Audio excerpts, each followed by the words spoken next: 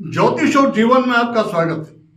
श्री गुरु चरणों में नमन कर श्री गणेश की वंदना करता हूं। जीवन में समस्याओं के आने पर जब उनके समाधान खोजने का प्रयास किया जाता है तो जो समस्याओं का कारण हमें ज्ञात होते हैं, कई कारण, ग्रह स्थिति का खराब होना, महादशा का गलत चलना,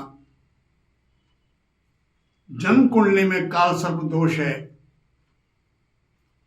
एक दोष एक और चर्चा होती है सर्वाधिक, वो है पितृदोष। जन्म कुंडली से भी उसका पता चलता है। जन्म कुंडली ना हो तो भी पता चलता है।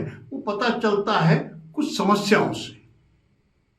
पितृदोष का सीधा सा अर्थ है जो हमारे कुल के जो दिवंगत, हमारे दादा दादी, दादा परदादा आदि जो दिवंगत हो चुके, उनकी आत्माओं की अशांति, उनके आत्मा का की प्रसन्नता का ना होना कुल पर, या फिर उनकी अतृप्त आत्माओं का किसी भी कारण से सद्गति ना होने के कारण से भटकाव की परिस्थिति यदि है तो निश्चित रूप से फिर वो अपने ही कुल के जो बाद के सदस्य हैं, जो जीवित हैं भी पृथ्वी पर, उन्हें समस्याएं आती हैं। समस्याएं कई तरह की होती हैं। परिवार के अंदर वृद्धि का ना होना, वंश वृद्धि ना होना, आर्थिक उन्नति ना हो पाना, पारिवारिक विषमता, कई तरह की समस्याएं यह पितृदोष को इंगित करती हैं। पितृ के रूप में प्रायः एक सामान्य रूप से सर्प को पितृ के रूप में माना जाता है और सर्प के प्रतीक हैं राहुदेव। जन्म कुंडली में ग्रहों में राहु को सर्प का प्रतीक माना गया है और सूर्यदेव वो पितृकारक ग्रह हैं। जन्म कुंडली में सूर्य राहु से पीड़ित हो और विशेष करके लग्न में, पंचम में, नवम में, विशिष्ट ग्रह स्थिति, विशिष्ट भाव में राहु का सूर्य से पीड़ित होना पितृदोष को इंगित करता है। यहाँ हम ज्योतिषी योगों की चर्चा ना करके और केवल पितृदोष की शांति, सहज सरल रूप से पितरों की कृपा किस तरह प्राप्त हो सकती है। यदि किसी भी कारण से हम पितृदोष का अनुभव करते हैं, किसी ने बताया या ना बताया, लेकिन जैसी समस्या उनसे लगता है, तो सहजता से पितृदोष की शांति के जो उपाय सहजता से किए जा सके, उस पर चर्चा। वैसे पितृ शांति के कई उपाय बताए जाते हैं और उनमें सर्वाधिक जो प्रचलन में है, ऐसा कहा जाता है कि श्रीमद् भागवत का पारायण, जो सब जिसको सप्ताह जी बोलते हैं सामान्य बोलचाल की भाषा में, भागवत जी का अनुष्ठान करवाने से पितृ शांति होती है। गया जी में पितृ श्राद्ध करने से पितृ शांति होती है। लेकिन मेरा निजी अनुभव यह है कि गया जी में पितृ शांति करवा के आगे विधिवत जैसा बताया गया वैसा गया जी में, हरिद्वार में, कहीं भी भागवत का अनुष्ठान भी किया गया, करवाया गया, पाठ करवाए गए श्रीमद् भागवत जी के। उसके उपरांत भी परिवार में पितृदोष से संबंधित जो समस्याएं थी वो जस की तस बनी हुई अनुभव में आती हैं। फिर क्या किया जाए? क्या कोई सहज सरल सा उपाय? तो हम पहले चर्चा करें इस बात पर, सोचें थोड़ा विवेक से। वो हमारे कुल की ऐसी आत्माएं हैं जो शांति को जिन्हें शांति नहीं मिल पाई, जो अशांत है, जो अतृप्त हैं। क्या उन्हें एक दिन कुछ भी विशिष्ट प्रदान कर दिया जाए वो तृप्त हो जाएंगे? प्रश्न थोड़ा सा सहज सा, सरल सा है, लेकिन इसके उत्तर कई हो सकते हैं। कुछ कहेंगे बिल्कुल विधान से कर तो एक बार हो जानी चाहिए, हो जाती है, लेकिन ऐसा होता नहीं। पितृ की शांति के लिए, पितरों की शांति के लिए उन्हें सहजता से नियमित हमें उन्हें कुछ अर्पित करना होगा। तभी पितरों की शांति सहजता से प्राप्त हो पाएगी। तो उसके लिए सहज सा सरल सा उपाय, हम ग्रह योग की चर्चा ही नहीं करें। जन्म कुंडली में क्या ग्रह स्थिति, जन्म कुंडली ना है तो क्या, लेकिन समस्याओं का अनुभव यदि करते हैं पितृदोष जैसी, तो फिर हमको उनकी पितरों की जो तिथि है सॉरी पितरों की तिथि है अमावस्या। प्रत्येक अमावस्या को मध्याह्न काल में दिन में 11 बजे से लेकर के 1 बजे के बीच में दक्षिण दिशा की तरफ मुंह करके पितरों को तर्पण करना चाहिए, उनके नाम से उन्हें जल अर्पित करना चाहिए। ये कार्य प्रत्येक अमावस्या को।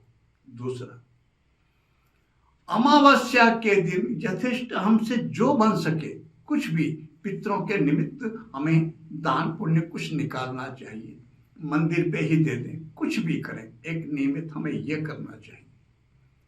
तीसरा, जो जल का स्थान है वहां पर सभी देव देवताओं का निवास माना गया, जिसको हम घर में परेंडी बोलते हैं, जहां पर जल का, आजकल कुछ परिपाटी परिवारों में ऐसी व्यवस्था है कि मटकी रखने की परंपरा ही समाप्त सी हो गई।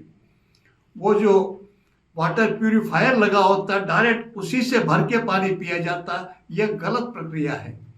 जल का स्थान अवश्य होना चाहिए। पहले घरों में अलग से परेडी बन, जल का स्थान ही अलग से बना हुआ करता था, विशिष्ट स्थान पर जो जल का स्थान जो वास्तु के हिसाब से जिसे माना जाता है।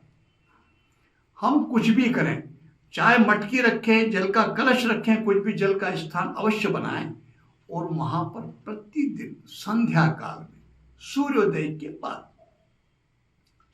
के बाद 5-7 मिनट के बाद वहां पर दीपक अवश्य लगाएं। घी का दीपक लगना चाहिए प्रतिदिन। अमावस्या को तो विशेष रूप से लगना ही चाहिए, केवल अमावस्या को ही नहीं, प्रतिदिन लगना चाहिए। और पहले सभी पितरों को, सभी देवों को नमन करके और सभी पितरों को नमन करके किसी भी प्रकार की कुछ भी अशांति, कुछ भी अपराध हमसे हमारे पूर्वजों से हुआ हो, उसके लिए क्षमा प्रार्थना करना चाहिए। और पितरों की जो हम तर्पण करते हैं, तर्पण के लिए, तर्पण का विधान क्या है? वैसे तो बहुत लंबा चौड़ा विधान होता है, लेकिन हर एक के लिए संभव नहीं। प्रत्येक व्यक्ति जो सहजता से कर सके एक ऐसा सरल सा प्रयोग, दक्षिण दिशा की तरफ मुंह करके बैठें। एक थाली में, थाली यदि पीतल की हो, कांसे की हो, तांबे की हो, लोहे की नहीं होनी चाहिए, उसमें जल भरकर कुछ मात्रा में गंगा जल डालें और काले तिल डालें। मुंह दक्षिण की तरफ रहना चाहिए और बैठ करके ये जो दाहिने हाथ की तर्जनी जो उंगली है, इसमें डाब एक घास आती है विशेष, उसकी एक अंगूठी जिससे बना के वो पहने। वो नहीं तो सोने की अंगूठी, सोने की नहीं तो चांदी की अंगूठी, नहीं तो तांबे की अंगूठी, ये इसमें अवश्य इस तर्जनी उंगली में होनी चाहिए। हमारे अंगूठे से लेकर के इस उंगली के बीच का ये जो स्थान है, ये पितृ तीर्थ कहलाता है। दोनों हाथों से जल भर करके इससे तर्पण, इसी से जल थाली में भर करके और छोड़ देना, वही तर्पण कहना, तर्पण करना कहलाता, उसी को जल अर्पित करना कहते हैं। तो सामने एक पाटा रखें, उस पर श्वेत वस्त्र बिछाएं, फूल आदि भी रख सकते हैं, दीपक लगाएं। दीपक लगा करके और फिर आह्वान करें सभी पितरों का ध्यान करके। सबसे पहले सामान्य प्रक्रिया पूजन में जो है तो जिस तरह से करते हैं, अक्षत चावल लेकर के संकल्प करें कि आज तिथिवार, आज इस तिथि इस वार की अमावस्या को मैं अपने कुल के, पितृकुल के, ननिहाल कुल के, ससुर कुल के, अपने सभी कुलों के सभी पितरों की आत्मा की शांति के लिए उन्हें जलांजलि प्रदान कर रहा हूं, यह बोल करके और जल छोड़ देना चाहिए। इसको संकल्प कहा जाता है। तो जल छोड़ने के संकल्प करने के बाद फिर प्रार्थना करें, ओम आगच्छतु मे पितर इमं गृह्यन्तु जलांजलि, ये बोल के उनको प्रार्थना करें, मेरे सभी कुलों के सभी पितर यहाँ पधारें, यहाँ विराजें और जलांजलि स्वीकार करें। यह बोल करके फिर यहाँ जल भर के उसमें और सभी पितरों दादाजी के, उसके बाद फिर अगर परदादा से ले परदादाजी के परदादी, दादाजी दादी, पिताजी का भी स्वर्गवास हो चुका, वो भी तो उस अवस्था में है, तो माताजी उनके नाम से 3-3 बार जल थाली में से भर करके ही छोड़ देना चाहिए। ये जलांजलि है। यह करने के बाद फिर रुद्राक्ष की माला पर एक छोटा सा मंत्र, ओम सर्व पितृ प्रसन्नो भव, ओम नमः, ओम सर्व पितृ प्रसन्नो भव, ओम नमः। इसकी एक माला और है, एक मंत्र और है, वो करें या ये करें। ये छोटा है, एक थोड़ा सा बड़ा मंत्र है, वो है ओम क्रीं क्लीं ऐं सर्व पितृभ्यो स्वात्म सिद्धिये ओम फट, ओम सर्व पितृ प्रसन्नो भव, ओम नमः। इन दोनों में से किसी भी एक मंत्र की एक एक माला करके पितरों को उनकी आत्मा की शांति के लिए अर्पित करने की भावना करनी चाहिए। हमारे कुल के देवी देवताओं का बहुत महत्व होता है और कुल के देवी देवताओं में भैरव का सर्वत्र बहुत महत्व है। भैरव साक्षात शिव का ही अंश माने जाते हैं। साक्षात शिव का अंश होने के कारण वो समर्थ हैं और पितृ वो सर्प रूप में, और सर्प के देवता अधिष्ठाता देव वो तो एक ही देव के वश में है, वो है भगवान शिव, और उन्हीं के अंश होते हैं भैरव। इसलिए कुल भैरव की बहुत महत्ता है। तो एक छोटा सा मंत्र है कुल भैरव का, उसकी एक माला जप करनी चाहिए अमावस्या को, उसी आसन पर वहीं बैठ कर, और वो है ओम ह्रीं बटकाय आपत्त उद्धारणाय कुरकुरु बटकाय ह्रीं ओम श्री कुल भैरवाय नमो नमः। ये बटुक भैरव का मंत्र है और कुल भैरव को साथ में इसमें सम्मिलित किया गया है।